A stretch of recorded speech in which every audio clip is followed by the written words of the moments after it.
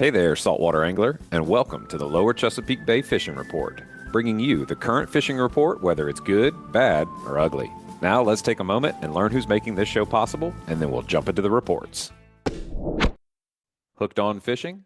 Then you're part of the local community that Long Bay Point Bait and Tackle cares about serving and giving back to, providing you with the right selection for each season's target species. They're your one-stop shop to gear up with the best bait, tackle, and insider tips to catch your next trophy fish. You can fuel up right out front on the water and then chat with the crew inside for hot tips on where they're biting. So swing by today. Long Bay Point Bait and Tackle, where your fishing adventures start and finish with your trophy catch on their scales. Listen up. AFTCO has a promotional gift for all Great Days Outdoors Podcast Network listeners. They're now offering a camo sunglasses cleaner cloth with any purchase of AFTCO products. For those cold, wet, or windy days, I especially enjoy my weatherproof fabric barricade jacket, as well as my Helm insulated fishing gloves. All you got to do to get your coupon code is text LCBFR to 779-345-2918. You'll get subscribed to our email list, and we'll send you the promo code via email. All right, guys, welcome to this week's episode. It's unfortunately still been rainy and dreary out. We've not seen a whole lot of fishing happening just yet. I know that Captain Bill Pappas aboard Plain Hooky was able to get out and run a sea bass walk-on trip. They had a great day. Some jumbo sea bass came back. So congrats to Captain Bill and Russ aboard Plain Hooky for a really great, successful trip. But this week, we really want to take some time and dig into an important topic, which is very relevant to these bluefin tuna that we've been fishing for, especially those who are carrying a commercial highly migratory species license. There are different requirements based on your vessel to be able to carry that commercial license, and one of those is to have a life raft on board. So in this episode, we're going to discuss the importance of the life raft for us boaters, particularly those that are going offshore. We're going to get to talk to a life raft expert, Dan Greer. He is with survivalatsea.com. And Dan's going to go through explaining the different types of life rafts. There's some that are specific for nearshore, coastal waters, and then, of course, offshore. He's going to kind of highlight the different features and suitability for the various boating scenarios. He's obviously going to emphasize the importance of safety, because a lot of times it's those little things that we forget about that become big things, using real life examples of accidents that have happened and give us those details. And he's also going to cover the total cost of ownership, including the initial purchase and the periodic servicing costs.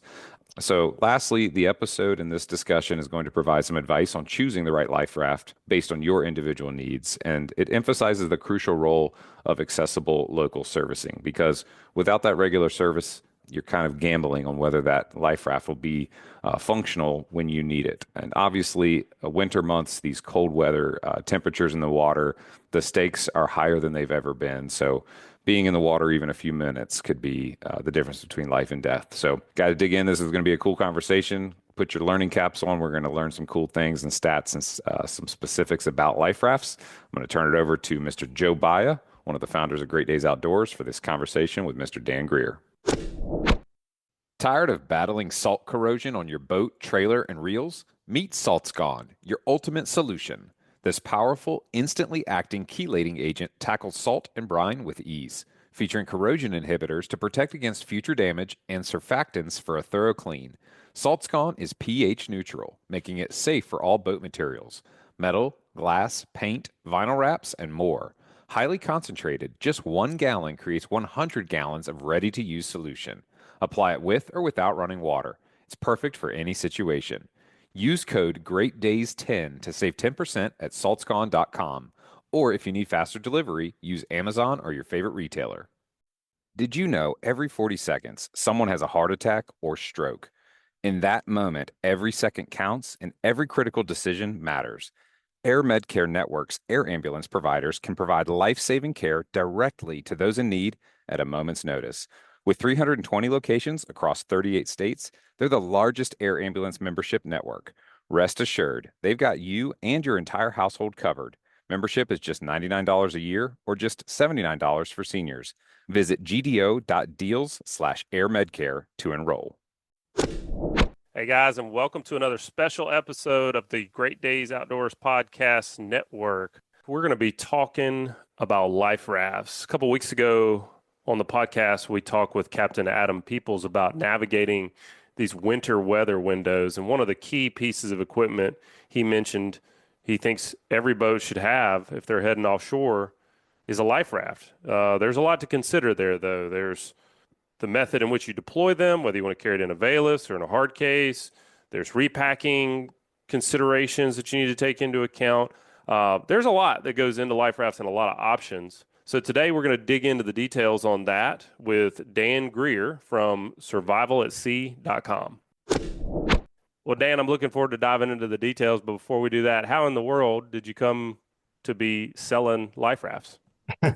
Yeah. So yeah, it's kind of a weird thing to get involved in. A lot of something a lot of people never think about. But my dad was a lobsterman when I was growing up, so I've always been kind of in the marine industry and in the marine world. So he had a lobster boat growing up. We did a lot of tuna fishing as well. My brother got into the marine electronics side of things, and eventually about 10 years ago, he and I decided to start the safety side of the business, survivalatsea.com. Nice. And yeah, and we had a need with the electronics customers that we had previously. We saw this need to sell and service safety equipment as Yeah. well. So the customer base was there, and we already had our kind of our feet in the marine industry, and got started that way. Very cool. We were, like I mentioned in the start of the show, talking with Captain Adam Peoples a couple of weeks ago about fishing during the wintertime and really the need for a life raft if you're going to consider doing that. Additionally, I just purchased my first offshore boat, and these are the things I'm also looking at amongst tons of other purchase decisions that I'm thinking about making. Is like, all right, number one is safety for me. I've been involved in some emergency situations both on land and on the water, and it happens so fast. That's the thing that gets me. You don't realize how quickly this stuff happens, and you're not going to have time to think. You're not going to have time to get something ready. You have to have created your plan before the event happens, and then you fall back to whatever you've trained for. And I just think the life raft is integral in that. If you ever have an issue offshore, I start to think about, if I'm going to get my two young boys out on the water, like the idea of having them floating around in the Gulf of Mexico is super frightening to me. So whatever I've got to do from a safety perspective to make sure that they're okay is driving me in thinking about getting a life raft set up. So before we jump off into whether you need this type or that type or this capacity or that capacity, do you have any data that shows the value of having a life raft? Because I've heard lots of people say, well, our waters are warm and I've got my EPIRB, and so we can just float, or there's lots of scenarios people have reasoned themselves out of purchasing a life raft. Do you have any real life stories that show that you really need one? Yeah, definitely. And being in the industry, we probably hear about these situations more than the average boater, but every year there's situations where people get into trouble and they either have a life raft and they use it, or they don't have one, or they don't have the proper safety equipment, and unfortunately it ends poorly. So just like one example from us locally here, we have two life raft service stations in Maine, and then we sell equipment all around the country. But so we're really in tune with our local guys and the people that we service.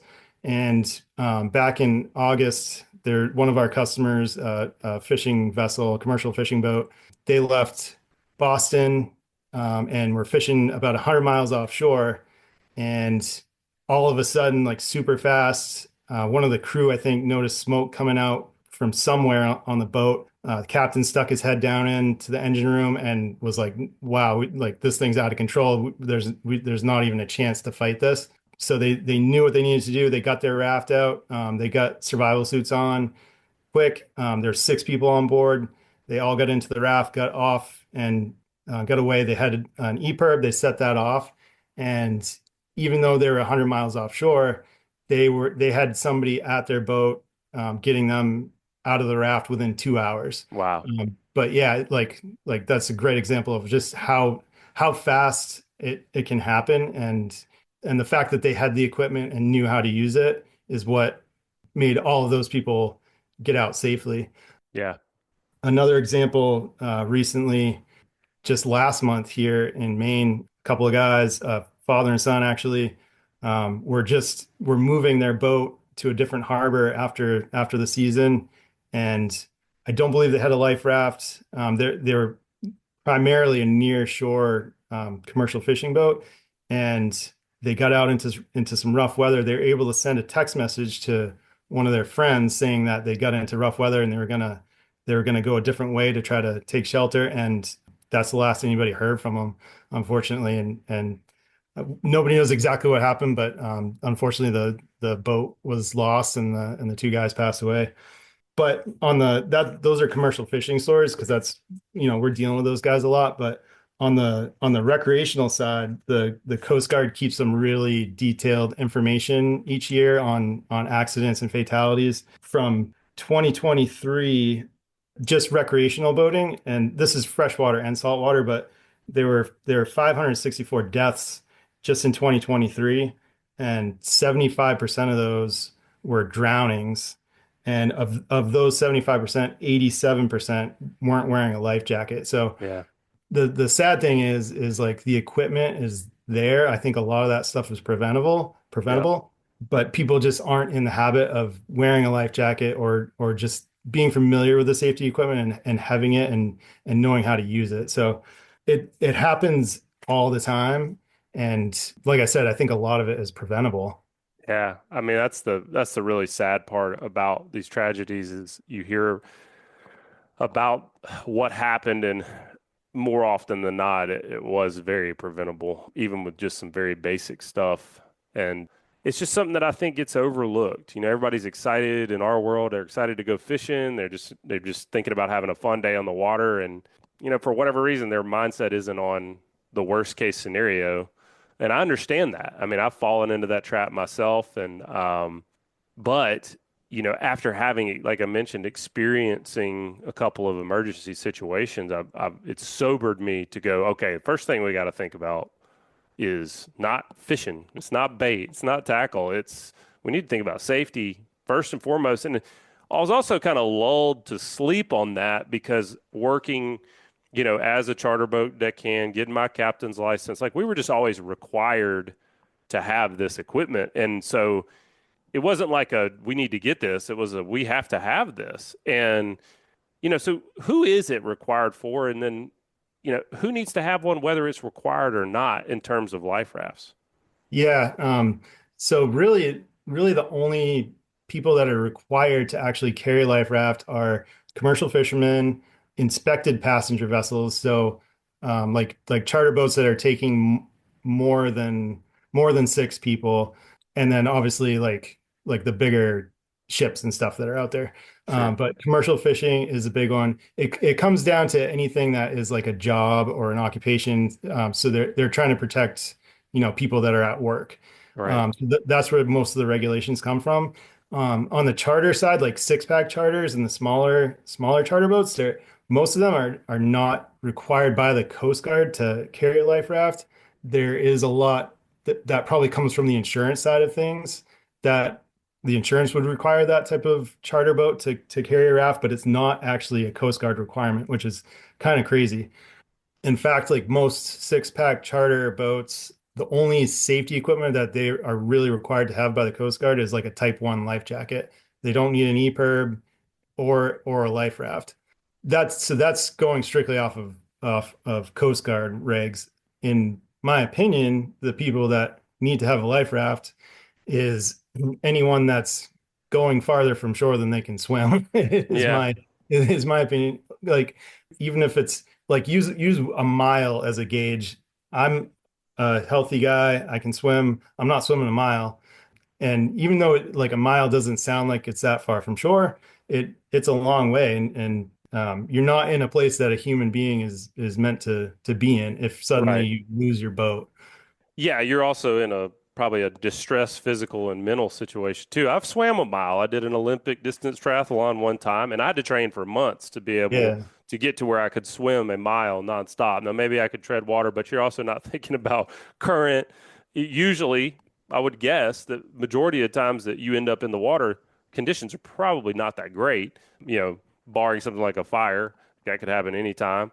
But you may be dealing with wave action. I mean, not to mention just golly, the amount of sharks in the water in the Ugh. Gulf of Mexico is unbelievable. Like I said earlier, like having the thought of having my wife and children in the water with all that going on is that's all I need to think about. Like you said, if you're out there and you can't swim in, you need a daggum life raft, really. And we'll talk about the costs and break this down where you'll feel silly for not having one when you look at it in total cost of ownership. But before we start talking about what they cost and repack costs and how long they last and everything like that, what do people need to understand about the types of life rafts that are out there? Because I know there's coastal versions and offshore versions, and what you guys are dealing with up there in Maine and water temps is totally different than what we're dealing with in the northern Gulf of Mexico. So just take me through the basic types. Yep. So really there's three basic types of life raft. There's like a near shore type of coastal life raft. Then there's like what you would consider an actual coastal life raft, and then there's an offshore raft. So the first type, a near shore raft, is going to be your most basic. They're the smallest, lightest, but you're generally only going to have one inflation tube. And if you get a puncture in that one tube, it's game over. It's also there's not much equipment packed in there. It's really, really basic stuff. They might give you a foot pump so you can top it off with air if you're out there and it's got a slow leak or something like that. But there's basically nothing else in there. So it's the smallest, lightest, least expensive, but it's very, very basic. It's not going to do a good job if you're in really rough conditions, but it is good if you're limited on storage space. You're not really going that far from shore, and you're just looking for something to get you out of the water for maybe an hour or two while somebody's coming to get you. A lot of people here run hybrid style bay boats where, today they may be inside the bay catching speckled trout. This afternoon they may run out and catch snapper on the reefs that are, 15 miles and in, and they're in relatively close distance to rescue. And most of the time fishing in pretty moderate, temperatures and things of that nature. Is that the kind of use case you see for a near shore type of raft? It's just something to basically get you out of the water until Sea Tow could get there or a Coast Guard can get there. Exactly. Yeah. It's you can think of it as like the next step up from a life jacket. Yeah, It's just enough to get you out of the water so you're not sitting there floating in the water waiting for somebody to come. right. Yeah, so that's the perfect use case for that type of raft. And like I said, they're super small, super light, so you have room to store it. The next jump up, a coastal raft, you're going to get into a full-size raft. It's going to have two separate tubes and usually a canopy that goes over the top of it, which has an arch inside that's inflatable to hold the canopy up. So now you're getting into probably at least 50, 60 pounds of weight, and it's going to be in that bigger duffel bag style valise, or you can get it in a hard container and mount it on a hard top or on a roof. It's other than that, like it's still very basic equipment inside. So that's why it's considered a coastal raft. And it doesn't have an insulated floor. So it's just got a single layer of fabric on the floor. So you've got this full size looking life raft, but very basic equipment, no insulation on the floor. So that's going to be considered a coastal raft. That's going to be your next step out. If you're going maybe a little bit further offshore, you're still not going into cold water, so you're not worried about that layer of insulation, and you're not going to be in there for a long time, so you don't need any extra equipment packed in there. No food rations, water rations. There might be a couple of flares, and a lot of the coastal rafts don't have a light that turns on automatically. Once you get into the third type of raft, an offshore raft, then you're going to get insulated floor, automatic light, usually on the outside and inside of the raft. In case something happens at night, you can locate the raft. Once you're inside of it, you can see what you have to work with inside there. The equipment pack is going to be a lot more complete. So you are probably going to have food and water rations. You're going to have signaling flares, first aid kit, repair kit for the life raft, flashlight, a bunch of little items like that would allow you to survive for a longer time if you're further offshore. Right. Plus that layer of insulation on the floor is going to protect you from hypothermia, being out there a longer time and in colder water potentially. Yeah, another area I could see getting bogged down in choosing the right raft. I mean, after listening to you describe those different types, I think most people are going to find themselves falling into one of those three categories, vast majority of the time. But you start thinking about number of passengers, the size of your boat.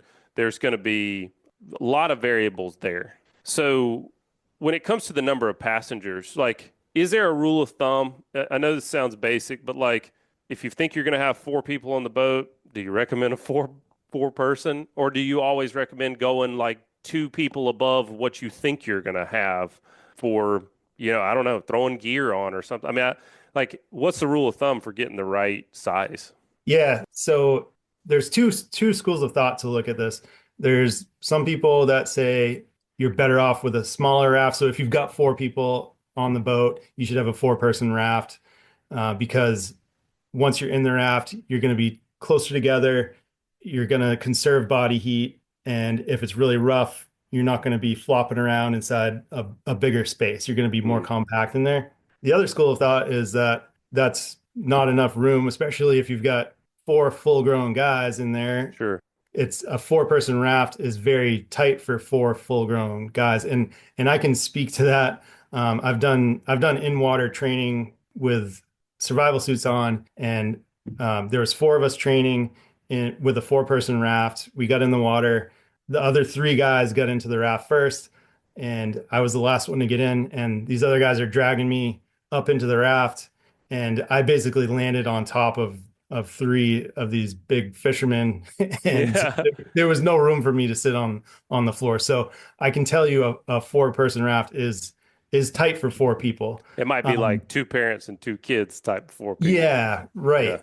So the general rule of thumb for sizing is you get 4 square feet per person per the rating of the raft. So if you picture that, you get a 2 by 2 foot square that's yours inside there, which is not very big. So my recommendation is if you know like the maximum number of people you're going to have on the boat is six. But hey, I'm usually only got four guys on the boat. Don't get the four-person raft, get the six. Right. Like at least cover that maximum capacity that you could potentially have on your boat. Because we have people all the time, they're like, yeah, we can fit six people on the boat, but we never take more than four. I would recommend get the six-person raft, Yeah. just in case. Makes sense. When you start to look into specifications on just about any product, it can be tough to be able to make direct comparisons between manufacturers because you'll like use this as an example.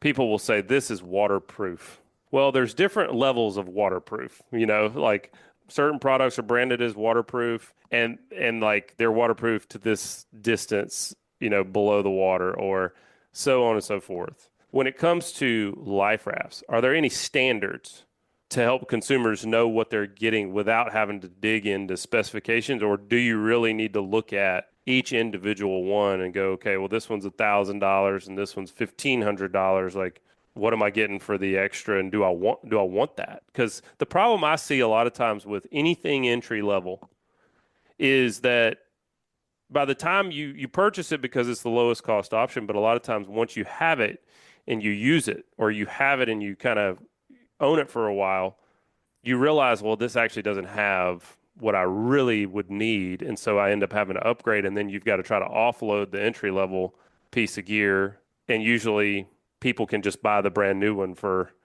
close to what you're trying to get for. So you end up taking a bath on the entry level piece when you'd have been better off going mid level to Yeah. begin with. So that's a long winded way of asking, like, what kind of specifications do people really need to pay attention to? Yep. So this can be a really confusing thing when you're shopping for a life raft because there's basically two big approval types that you can buy, and then a third is just manufacturer approved. So the big one is Coast Guard approved, but a Coast Guard approved raft is actually only intended for commercial vessels. It's not like a life jacket. If you're buying a life jacket, you're always looking for that Coast Guard approval, and you're required to have a U.S. Coast Guard approved life jacket. It's not the same situation with life rafts. So that can be very confusing for people. So a Coast Guard approved life raft, like I said, is intended for commercial vessels like commercial fishing or passenger vessels. They're inspected and approved by like a third party from the manufacturer. So the manufacturer has to go through this whole process to get these products Coast Guard approved, which is very expensive, which inflates the purchase price of the raft. They are very good, high quality rafts. The downfall is that because they're commercial life rafts, they need to be inspected annually. Mm. So you think you're going out and like, oh, I want the best raft, I'm going to get a Coast Guard approved raft. Suddenly, if unless you're a commercial fisherman, you're buying a raft that's going to have to get inspected annually, which is going to be really expensive to own over Right. time, and you don't need that. So that's probably the most confusing thing that we deal with consumers not knowing about that. And it's understandable thinking that, hey, I should get a Coast Guard approved raft. Sure. So the next best thing, if you're a recreational boater, there's an ISO approval or ISO approval, which is the International Standards Organization. So they have gone out and created a set of specifications that life rafts should be built to. So like back to that, like 4 square feet per person, like that's a minimum. There needs to be sufficient means of boarding the life raft. It needs to have a light. It needs to have such equipment packed inside. So it's a set of standards that these life rafts are built to. So that's an ISO or ISO approved life raft. So that's a great thing to look for when you're looking at life rafts. If you see that it's ISO approved, then you know it's built to at least that certain standard of construction. The third type is won't have any type of approval. It's just going to be a life raft that's manufactured by a company and they're offering it for sale. Mm. There's nothing wrong with that. There's a lot of great companies that offer their own life rafts that haven't gone through an approval process or don't necessarily have the stamp of an approval, but they're still good manufacturers and they're still building a great raft. It's less expensive for them to do that because they're not going through an approval process, but you do run the risk of, if you're not careful and you don't get one from a reputable brand, then you could end up with that entry level thing that's going to fall apart on you, and it's Right. not going to last, and then you end up in that situation where you would have been better off buying the mid range or the better one from the beginning. In that moment that you actually need a life raft, you'll give up your life savings to get Right. one. So, you don't want to go cheap and then be staring at something that doesn't work when the moment of truth comes. And boy, you'd be really happy you saved a little bit then, like, Yeah. but it's easy to fall into that trap, especially when you're buying something that it's not something you hope you never need it. I mean, it's just, it can be a challenging thing, to drop the coin when you're just going, man, I've never needed a life raft before. I mean, but a couple years ago, we interviewed a local guy who's a great fisherman, spends a ton of time on the water, and he ended up in the water, treading water for 10 hours, didn't have a life Wow. jacket on, didn't have his kill switch on. And the reality of that situation is, he never wore a life jacket. Most of us don't. But what he learned from that is that, like, just because you've spent your whole life on the water and hundreds of days without a life raft or a life jacket on, today could be the day that you go in. And I have been wearing my life jacket ever since then. When before I just would kind of go and that's what happens to other Yeah. people. And I feel the same way about life rafts. Well, you talked about that U.S. Coast Guard approved having to be every year and that getting expensive. If you go to something like ISO approval, where you don't have to have it every single year, what's the general? So, like, you're going to have that purchase in the first year. We got to go buy the life raft. Then year 2, year 3, we got to have it repacked. What's the range in which you got to have it? Is it repacked or recertified? How's it? Yeah, you can use either term, either serviced or repacked. And so if you're looking at ISO or recreational rafts, most of them now are a 3-year service interval. So 3 years after you purchase it, you're going to service it. Another 3 years after that, you'll service it again. And the cost for servicing is going to go back to that initial type of life raft that you Sure. that you purchased. So the near shore rafts are going to be the least expensive because they're very simple. Like I said, there's not much equipment in there to be replaced. The coastal rafts are going to be a little bit more, and then the offshore rafts are going to cost the most money. And it's going to change based on the exact brand and model that you get. But just like as a really, really rough ballpark, if you're looking at one of the nearshore rafts, on average, you're probably going to spend around $500 every 3 years to have it serviced, and that will change from the first service to the second service to the third, based on different things that we have to do when we're servicing the raft. Coastal raft, kind of that mid-range raft, you're probably looking at more like $800-900 on average between those services, and then an offshore raft, you're probably looking more at like $1,200 per service because Mhm. everything that's in there is going to get replaced. All the flares, the rations, first aid kit, the lights that are on it. None of those things can make it another 3 years without getting replaced. So everything basically gets replaced at each service. Yeah. So looking at like using the first example, we've got our hybrid bay boat. We love to run offshore on and around here. I guess we'd really call that near shore, but we're going to run, 20 miles and bottom fish on pretty days. And we want to get a life raft. We're probably looking at something that, in the first year, we're going to have to purchase it. And then at the end of year 3, we're going to have to service it. First question is on the servicing side, who does that? And how is it done? Because that's another thing I always think about. Like, I own a tractor, for example. It's a lot easier for me to deal with the closest mechanic for that tractor. So, like, I always thought when guys are asking me, like, would you choose a Kubota versus a Mahindra versus a John Deere? And I say, well, where is your property and who's the closest dealer? Because that matters more to me than any specific manufacturer. Like, it's just easier to get things done when it's time to get things done. So when it comes time to recertify, how do you do that? Do you have to ship it off? Does somebody come to you? Yeah, so you hit the nail on the head. That's probably the most important thing when choosing the brand of raft that you're going to get is making sure that there is a local service station to you Mm, that you can have it serviced. The problem with life rafts is they're considered hazmat when you're shipping them, so it's really expensive if you were going to ship it, out of your local area to a service station and then ship it back again. Like I said, we have two life raft service stations in Maine. We service basically from down through Massachusetts, through New Hampshire, and then all the way up through Maine.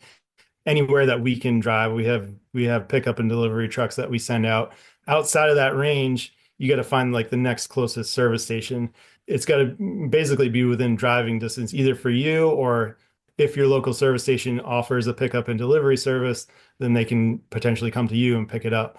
But that's a great point, is to make sure that you can find a service station for the brand of life raft that you're looking at. That's something that we help out with when we're selling people rafts. If it's not a local customer, we'll make sure that they're aware of where their local or closest service station is when the time comes for them to get it done. yeah, that's really important. And you go online and you start shopping for various things, and you use the filters that online retailers like yourself give you. Say, okay, well, he told me, get a 6 person, and I want the coastal version, and so they're running all these things, and they find there's 3 options, and one of them seems to offer everything that the other one, does, and it's a couple $100 less. Well, I'll choose that one. But all of a sudden, you get 3 years down the line, and you learn that, oh man, the recertification cost on this one is way more than that other one because there's no one locally. So it almost sounds like that's where you need to start is, hey, I need to go, hey, Dan, I'm here in Destin, Florida. Who will service and what will they service in this area? And then that should be my first filter. And then from there to learn, okay, do I want near shore? Do I want coastal? Do I want 6 person, 8 person, whatever it may be? Yeah, yeah, definitely. That's a great place to start. And fortunately, the big manufacturers will have service station locators right on their website. Nice. So it's easy to go on and type in your zip code, and the closest service station will pop up, and then you can verify if they can indeed service that raft that you're looking at or not. Well, we're talking about total cost of ownership, and you've got the purchase in year 1. You've got recertification at the end of year 3, and then every 3 years until the end of that life raft. So how long do life rafts typically last? So as a general rule of thumb in the industry, we say 15 years is is when you either side of 15 years is a good ballpark for the life of a typical life raft. When you're looking at most of the new recreational and ISO rafts, a lot of them offer a 12-year warranty now, which is a good indicator for what you can expect to get out of that raft.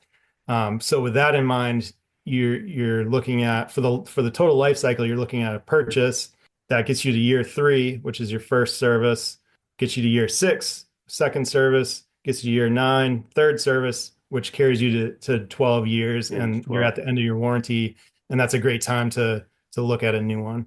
Well, I think a lot of the big boats that I see around here, and I'll use the term big loosely, Coast Guard doesn't define them as big, but to a recreational guy, they would be. I think most of the big boats around that I see do give some thought to life rafts for the most part. Where I see a big gap is in that hybrid bay boat, that 23 to 25 foot deep V center console. Like those guys, for the most part, don't have a life raft on their boat. So if they wanted to pick up that near shore 4-person life raft that gets, going to give them 12 years of life, 3 certifications during those 12 years, what are we talking about for a total cost of ownership? Yeah, so if you look at your initial purchase price, there's a bunch of different models that are available, but if you use $1,000 as your starting point, which you could get into like a 4-man without a canopy, just really basic. So figure $1,000 for your purchase, and then you're looking at 3 service intervals like we talked about, and that will get you all the way to 12 years. And if you go back to that average service cost of about $500 for those 3 services, you've invested $2,500 into that raft over a 12-year period. So if you back those numbers out, you're looking at about $208 a year to own that raft. Yeah, that's a no-brainer when you look at it that way. No one that I know goes offshore, even near shore, without sea tow or some form of boat towing service. That right there, that life raft, which could save your family's life, costs less than your average boat towing service when you look at it on a monthly cost, over the total cost of ownership. It's just, you just got to get over that hump of, it's all relative, right? Like if you've got your bay boat or your small center console, like it's another $1,000. Here we go, but it's going to get more as you go bigger and have more passengers. But again, to me, that's the first thing I want to buy for the boat, not the rods and reels and, all that other stuff. But it seems like most people, they just get caught up in the recreational aspect of this. And that's why we're talking about this today, is hopefully make people aware that it's very affordable. There's no reason not to have one. Because, I mean, those small coastal rafts, they pack down really small in a duffel. I mean, you can throw that in just about any hatch, I would think, on a boat. The only thing I think about when it comes also to choosing a raft is, you mentioned, you can kind of have it in that duffel configuration, or you'll see folks have them mounted up on the bow, or, of a cabin boat, or up on the, hard top of an express or something like that. I wonder, like in a scenario where you go down quickly, I could see having that duffel bag. I mean, the tendencies for a lot of people is going to be like, oh, I'm going to put this thing up in the forward V berth under the bed, like just way out of the way. We're never going to need this thing. But like, if you go down, that's probably not where you want to have that life raft. So in your training, where is it recommended that you keep a life raft? Yeah, that's a huge thing to think about. And there's all kinds of different scenarios that you can imagine, whether it's fire or whether you hit something and you're sinking, and like, where is that life raft located on your boat?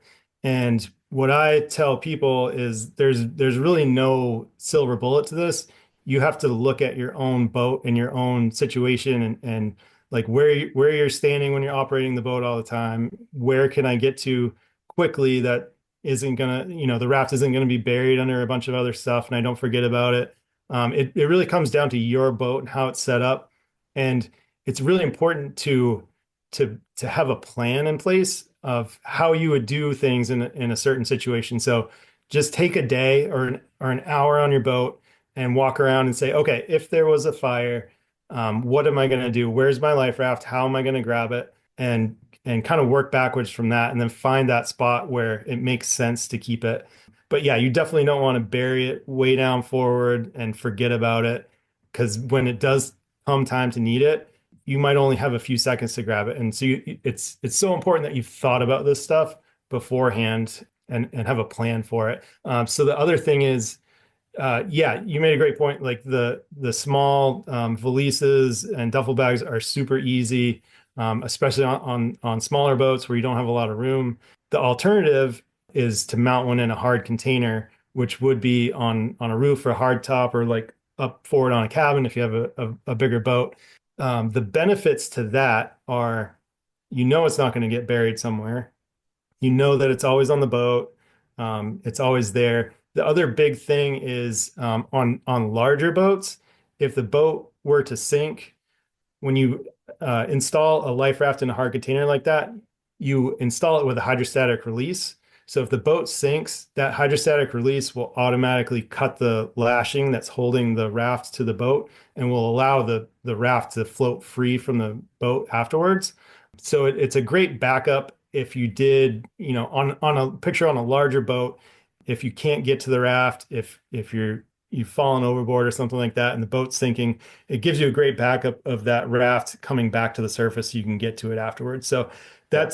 that's really the scenario where a hard container makes more sense, is on those larger boats where they could potentially sink. Because when you're talking about smaller center consoles, a lot of them are quote unquote unsinkable, and the boat is never going to sink far enough for the hydrostatic release to let the life raft float free. So Right. yeah, definitely different scenarios to think about. Yeah, and like if you're fighting a fire, if you've got a fire situation, you're fighting that fire, and by the time you give up and you go, okay, abandon ship, it may be too late for you to be getting all that stuff out. So have that thing hydrostatically go, and or a scenario where you hear about people every year fall asleep at the wheel, and all of a sudden they run into something at night, and you find yourself just in the water all of a sudden.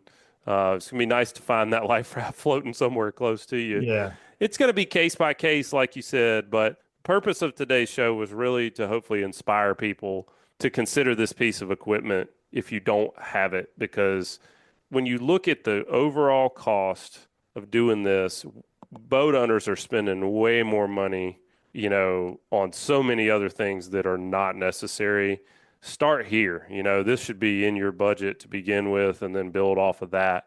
I believe personally. Dan, you've done a great job of really breaking everything down. I know now how to shop for them in the first place. That's what you guys do, survivalatsea.com.